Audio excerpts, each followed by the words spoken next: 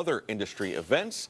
The independent record label was founded in 2010 and has released music by superstars like Kendrick Lamar and Cardi B. Can you imagine them performing at the top? That's pretty cool. Amazing. Pretty awesome. I love that. Yeah, for sure. All right, thank you so much for joining us. Be sure to get that QR code right there. Download the Fox Local app. We're going to be streaming Take Two next. Stick with us.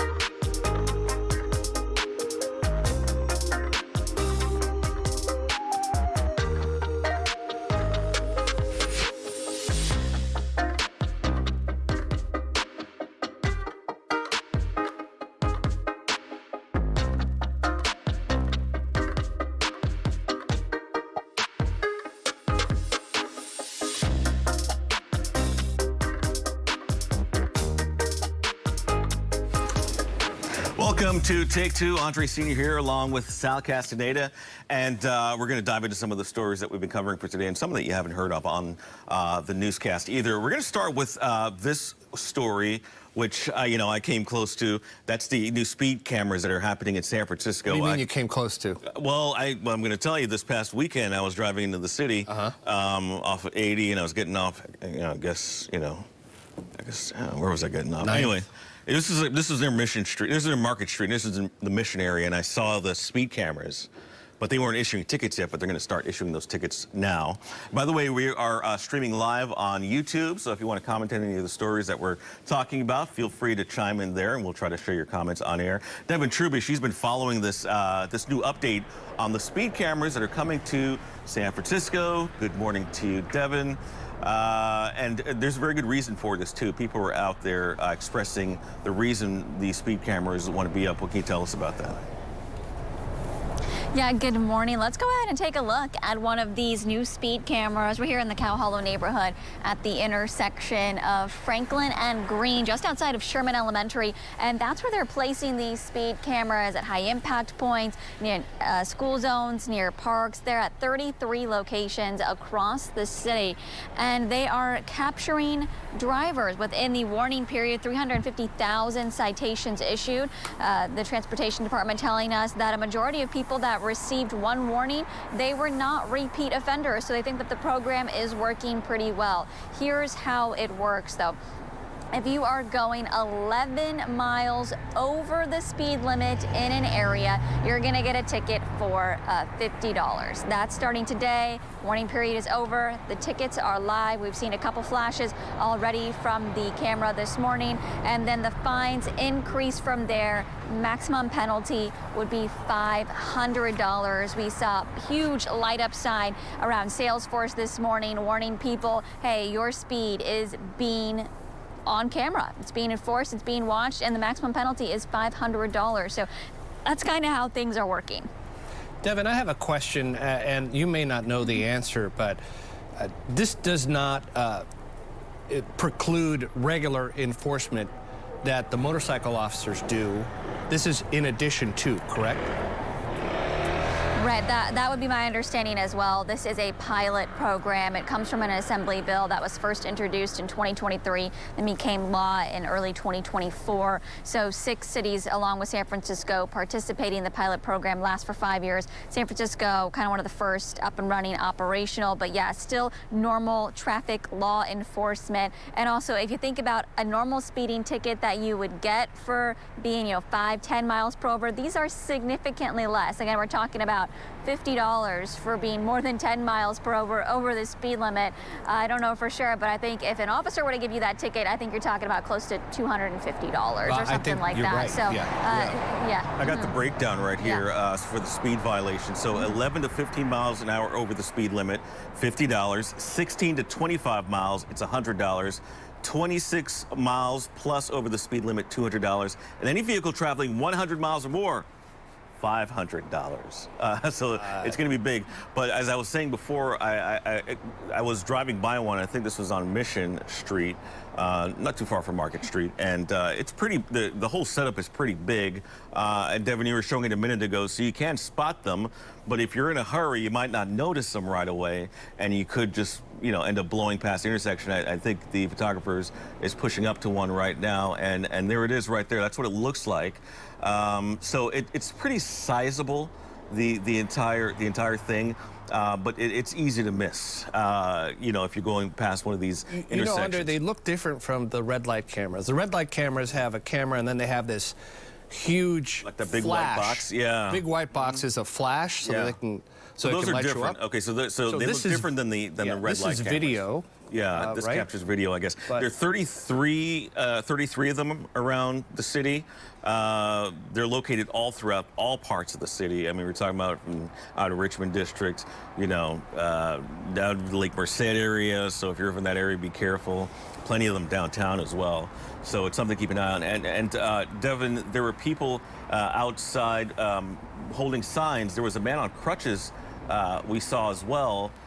When in one of your earlier reports during the Mornings on 2 newscast, can you tell us a little bit about what those folks were saying to you?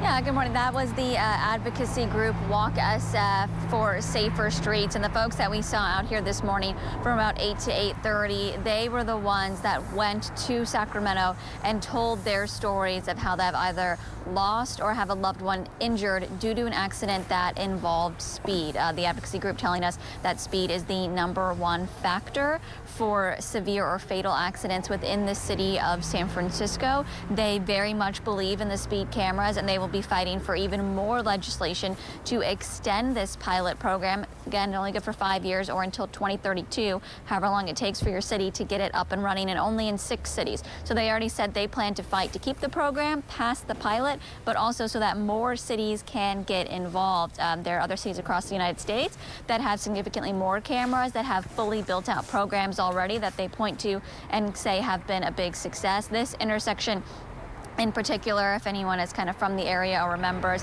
a paraeducator that was working at Sherman Elementary attended Sherman Elementary as well. His father attending Sherman Elementary, so longtime residents of the neighborhood, was killed here in 2021. The father telling us that the engineers and the accident report said speed was the factor, that without speed, his son witnesses an accident. With speed, that is unfortunately what gets his son killed. He was not even in the crosswalk. He was not in a car. Cars going so fast that unfortunately he was hit into the wall here and killed. Devin, I have a quick question about, you've been standing out there. Have you seen people driving fast past you?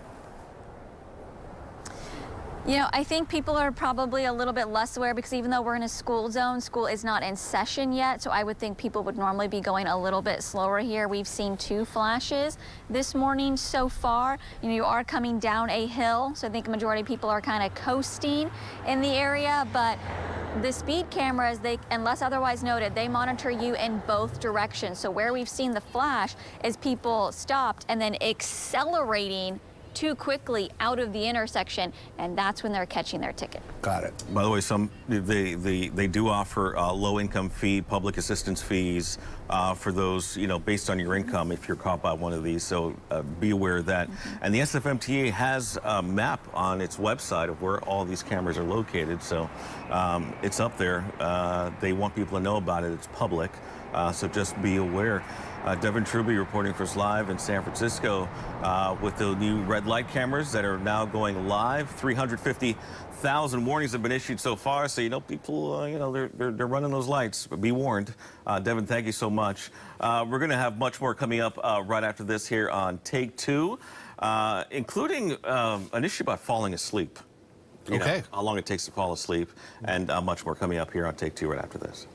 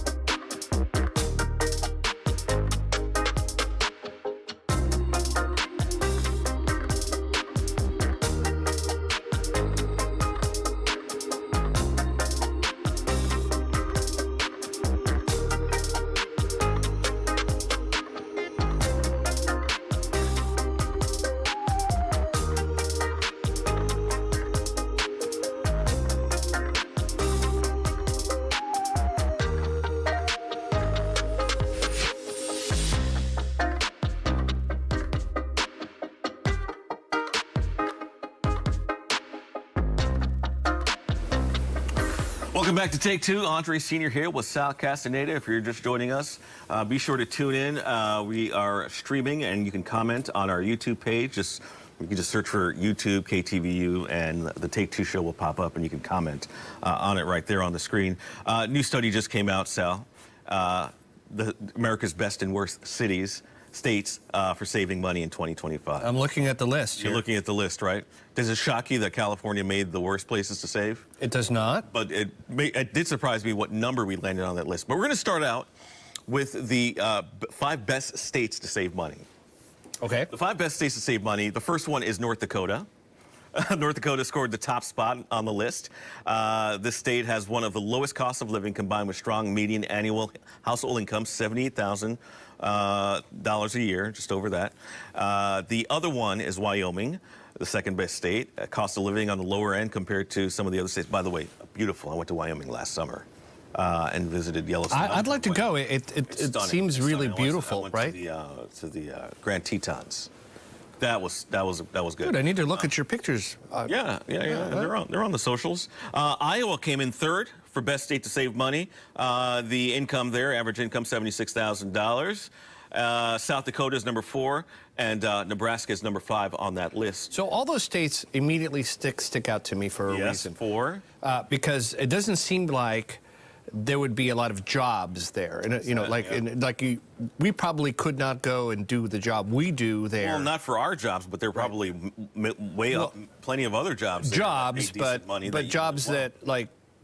The reason I think that the Bay Area has become so expensive is because we have a tech industry that pays very, very well, and you have all that money chasing housing. Yeah, and also I don't think that doesn't mean that you can't find a job. I mean, just maybe not our industry in Wyoming, but maybe in another industry in North Dakota. But a lot of the high-paying jobs are tend to be centered in New York City, but you Chicago, have to consider high paying in Wyoming or North Dakota would be less than what you would need. You would need less. Yeah, I mean, if you're getting $78,000 a year in North Dakota, I mean, the play would be you're working for a company that lets you work from home, right? That would be nice. That would be the play, right? You know, you're getting paid whatever you're paid because you're a rock star in your industry. A lot of people did. Right. And work from home, you know, for COVID. So let's get to the other list now that everyone wants to know about and where we fall on that list. The 5 worst states for saving money. Number 1 on that list is Hawaii. Which is not really that surprising. The worst state for saving money. The state has the 2nd highest individual income tax rate and the highest cost of living in the country. It also has the highest household, the median household income, $91,000. Understand why things are expensive there. Yeah, I mean, it's 5-hour flight. Everything's shipped in. It has to be shipped in, right? Yeah. All right, so second on the list, obviously California. No surprise to anyone who lives here. Second worst state for saving money with the highest top marginal income tax rate of all states, 13.3%. The highest sales tax, 7.25%, and the 3rd highest score for cost of living. Savers may not have much income left over. Yeah, we all know this. As you look live at Santa Cruz right now, that might be a little bit affordable, but you can't afford much else in the state if you're not making, you know, a good chunk of money. Right. Massachusetts came in after that. The other surprising on the list for worst is Florida. It says Florida came in 4th among the worst states to save money. The median household income in Florida is $65,300 a year, and it's one of the handful of states with no state income tax, which is what surprises me about that. Even so, the majority of Floridians are buried by their rent, which is they pay an average of 56.8%. Plus, the state has a higher cost of living compared to many other states were evaluated. Having grown up in Florida, I can tell you that one of the key things that all jobs in Florida pay is they pay in sunshine. You know, there's a city in California, maybe you know this, where they also pay in sunshine. Where's that? San Diego. San Diego, yeah. Well, that's what they say. Well, this is what you know, people say. Well, you get sunshine here, but sunshine doesn't pay the bills. Nope. Which is the problem here. Next up on the list is Oregon. That surprises me. Does that surprise you? I took the 5th spot. It says despite an impressive median income of $86,700, more than half of all renters and 35% of homeowners in Oregon are buried in housing costs there. So, which I didn't know. I didn't know it would be like that. The top marginal state individual income tax rate in the nation, 9.9%. So there you go. Well, now you know. You know, Andre, people who live in the states where it's more expensive get used to less. You can just look at it by what, you know, is an expensive house here in the Bay Area for $2 million is not a mansion. No, not at all. Far from it, right? You know, but in Florida, people are used to less. Yeah, so yeah. If you're not familiar with it, if you're coming here from another area, it is painfully obvious to you. Right. Why, you know, wait, $2 million in Florida would get you this like McMansion. Right. $2 million here would get you a 3-bedroom, 2-bathroom house. Right. You know? So you do have to adjust your style of living. But then again, in Florida, you don't get paid. You know, the average salary is not. Right. It's not as big as here in California. And I would say you've been in both places. I like the weather here better, wouldn't you say? Much nicer. Oh my God, the heat index, in Florida in some places was like hitting 110 degrees, which never happened when I was growing up there. Right. It's getting hotter now, and you have when the heat index is a combination of the heat plus the humidity, and it gives you the feel-like temperature that's outside. And now it's feeling hotter than ever. I mean, temperatures that I'd never felt growing up. Yeah. It's a constant sweat. You constantly sweat. As long as you're outdoor, you're sweating. It's just a lot of things, a lot of reasons why people want to live in California. And the generation before us, my dad's generation, there was a mysticism about coming to California. Yeah. Well, there were songs about it. Right. You know, there were movies about it. Right. Baywatch. Right.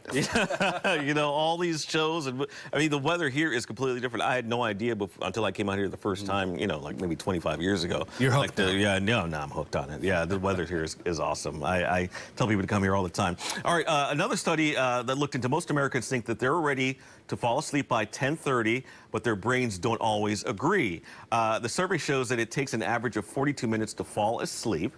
But it's not just the phone or Netflix keeping them awake later than expected. Many are still doing chores, errands, or other responsibilities that they need to get done before heading to bed. Others say it's because they do not want to fast forward to the next day. And I can agree with that sometimes. You know, I do agree with that. I will say that I've stayed up late, but kind of like getting things ready for the next day. So I wake up, and for a while I'm saying, why did I stay up so late? But then all my clothes are laid out. You know, my bag is packed if I'm going somewhere. Yep. The kitchen is clean, so when I walk into the kitchen, thing for me. the coffee is made and the automatic, you know, like. Yeah. So you maybe you blew it by doing that stuff too late, but you did it, and then when you wake up, you're saying, why did I do that? But then the rest of your day starts smooth. But it starts smooth. Right. There's nothing worse than getting up and you didn't wash that thing out that you needed Right, to. and you're looking for clothes, Yeah, and running around. Yeah. So anyway, someone pointed out we were talking about the states where you know your money goes farther, where you can save the most. 5 states to save money. One commenter said, BP said, because you'll get bored and you'll have nothing to do in some of those states. Okay, he's not too wrong about that. How does the new speed camera violations in San Francisco affect one's driving record at the DMV? That is a good question from Jamal, and we're going to have to Yeah, look we into have to that. figure out if that is a moving violation, because, you know, moving violations at points. I still have it up here. Let me see if it Right. does say anything about it while we're still on the subject. That's a great question. That is a fantastic question that we'll try to get the answer to. I would always say, if you don't know, assume it's going to put a point on your record. Yeah. You know, if you don't And know, you're sure it's going to go up. right. Yeah, I'm not really sure. I can't really recall. That's a great question. That's a great question, yeah, Jamal. Maybe I'll text Devin. Yeah, text that. We're going to text Devin Jamal and see if she can get the answer to that. Anyway, falling asleep. You know, I'm telling you, sometimes I want to fall asleep, and it's not the phone, it's just my brain. Brain won't shut off. That is a key I'm thing thinking that about happens stuff. all the time. Yeah. Another thing that keeps people up all the time are grocery store prices. More than half of adults in the U.S. view the cost of groceries as a major source of stress. That's according to a new poll by the Associated Press and NORC Center for Public Affairs. Nearly 1,500 adults were asked which parts of their budget worries them the most. Groceries came out on top, followed by the cost of housing, their salaries, and how much is in their savings. For some, keeping up with rising costs means turning to buy now, pay later services. Andre, as well. the price of meat has gone up, and I am not pleased. I am not pleased. It's been depending on where you shop to. Yeah, you know, but even like at the cheaper stores, because I go everywhere. I'll shop at Safeway, Trader Joe's, you know.